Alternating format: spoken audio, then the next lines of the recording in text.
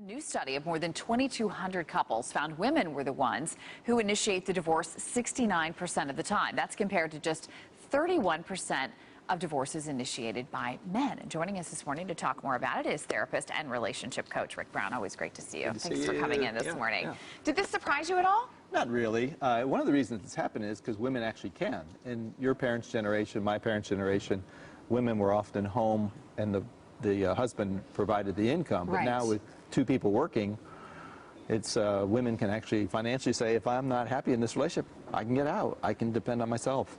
So it's a little bit easier. What do you think is behind this trend, other than just the changing of the times? Right. I mean, do you think that women are becoming maybe a little less tolerant of a poor relationship? Well, and by the way, most people who are thinking about, women included, thinking about divorce, they really don't want divorce. What they want is an end to the pain.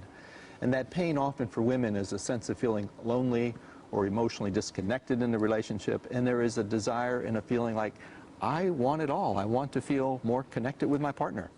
One of the most common reasons used to explain why women disproportionately file for divorce is the exit of bad marriages. Escaping abuse, escaping exploitation, the pursuit of independence, and the pursuit of happiness. All this plays to the wonderful woman effect, which sees positive attributes being associated with women and the negative ones with men. The foundation of the effect is emotional bias and the social construction of women as everything right with mankind and men as everything wrong. The wonderful woman effect is the foundation of associating everything positive with femininity and anything negative with masculinity. Let's examine a world where neither men or women are bad or good. A world where there is inherently good and bad in everyone. Instead of women running away from exploitation through divorce, could they be using divorce as a form of exploitation? Quasi-rent, which refers to the excess value of a marriage over the next best option, varies with the couples at different times in the union. Some of the options include divorce, separation, and remarriage. Husbands get their quasi-rents early on in the marriage, while the opposite is true for wives. Large rents in a marriage stem from the value of the marriage and that of the alternatives. To be clear, large rents in the context of marriage means that the alternatives are poor. The costs of divorce include financial or attorney fees, harm to the children, and loss of the comfort of marriage. These costs encourage people to stay married, with those who end up in divorce having greater benefits. The quasi-rents often put an individual in a weak bargaining position because their current state, which is being or staying married, has the greatest values compared to the alternative. For instance, a marriage might be as toxic as they come, but the alternatives include living in poverty and raising divorced children. Also, a partner in a toxic relationship might feel like things will become better over time, just like they once were when they fell in love. The spouse gaining large quasi-rents makes all the sacrifices to sustain the relationship, thereby opening up a person to exploitation since the partner making the sacrifices would rather do everything but leave. Exploitation entails the renegotiation of marriage shares, which is the first type of divorce, with the other being appropriation. Some studies suggest that the high rates of filing for divorce by wives arises from husbands over-exploiting quasi-rents that accrue when wives negotiate for increased marital gains.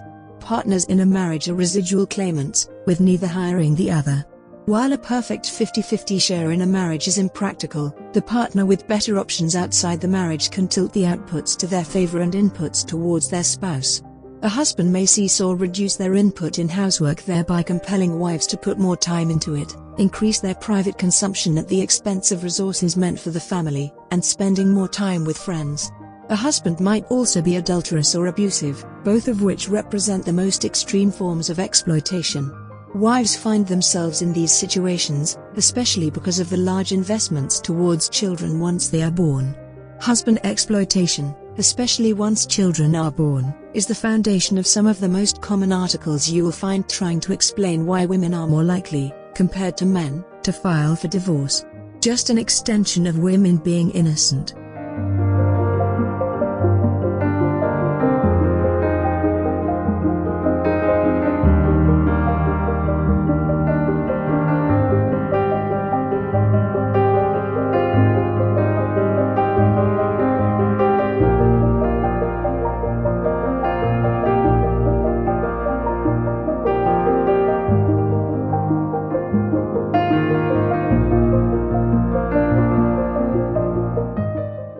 argument that wives file for divorce to escape bad marriages may be founded on a mistake made by the husband.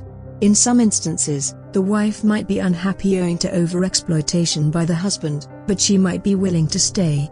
After she decides to leave, the husband might ease his demands and she might end up staying. So the husband might be unwilling or unable to convince the wife to stay because the damage might already be done, or she might have already been too attached to the children, thus viewing them as more important. She might also have been interested in mothering and him in fathering, with the union being rendered obsolete once children arrive. Adultery, abuse, and desertion are cases where bargaining to negotiate might not succeed because mutual trust and respect is gone. The physical changes following childbirth and the sleepless nights of child-rearing could take a toll on the opportunities outside marriage. The baby effectively takes the mother away from the paid labor force. This then takes us back to the relationship between wife employment and the rates of divorce, as well as the contribution of financial strain to divorce. Housework and childcare are usually cited as some of the most common reasons why women are unhappy and end up filing for divorce.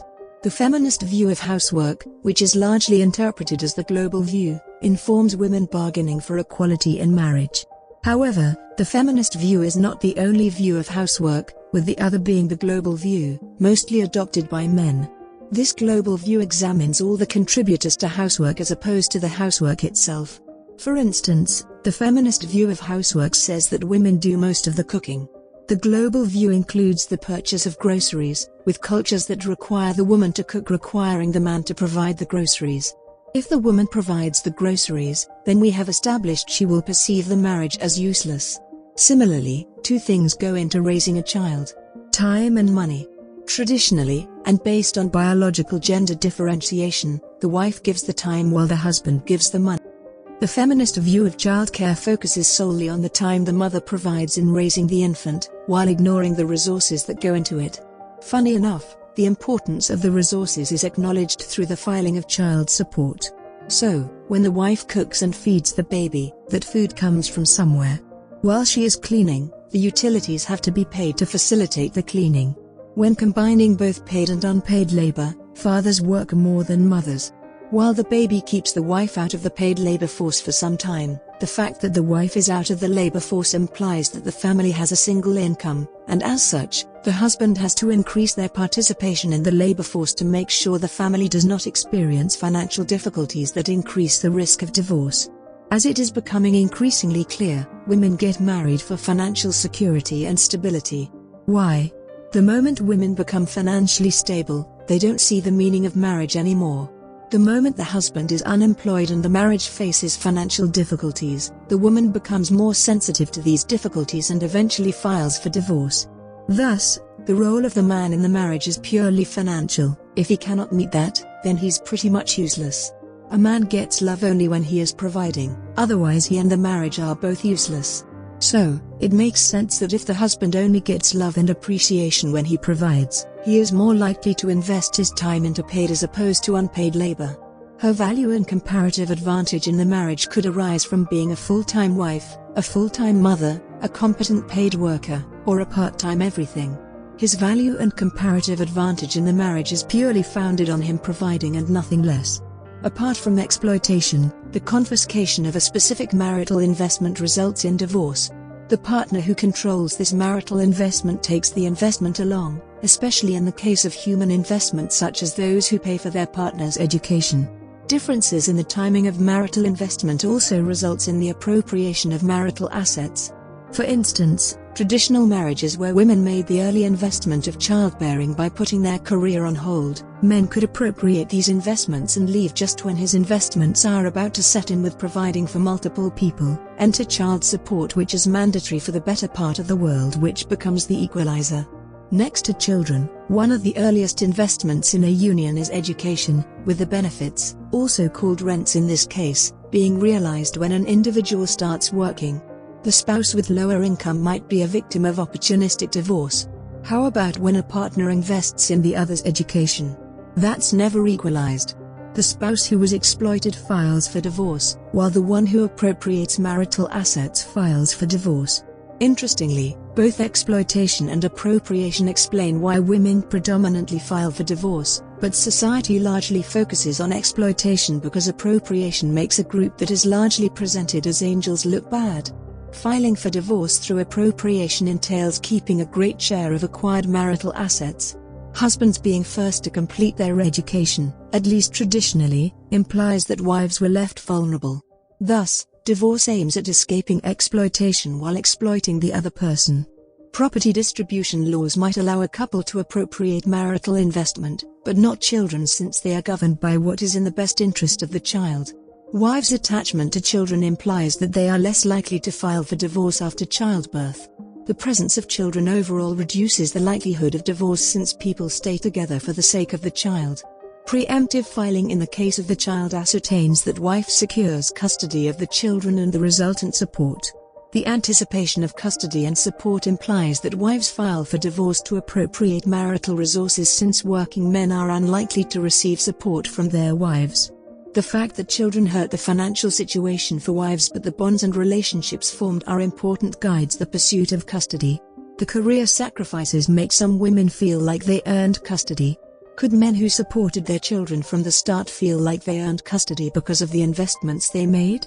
The introduction of children in a marriage is accompanied by the renegotiation of some marital roles, with the husband mostly leading the negotiations because of the disadvantaged position of the wife, and despite the negative outcomes of divorce, the wife chooses divorce so that she maintains control of the household. If she has custody, which happens almost always, she then gets to live with the children, makes most if not all the decisions, and with the poverty part, that's where child support comes in. She still exerts control even after the government orders visitation, with a renewed opportunity to poison the children against the father while he is still compelled to support them.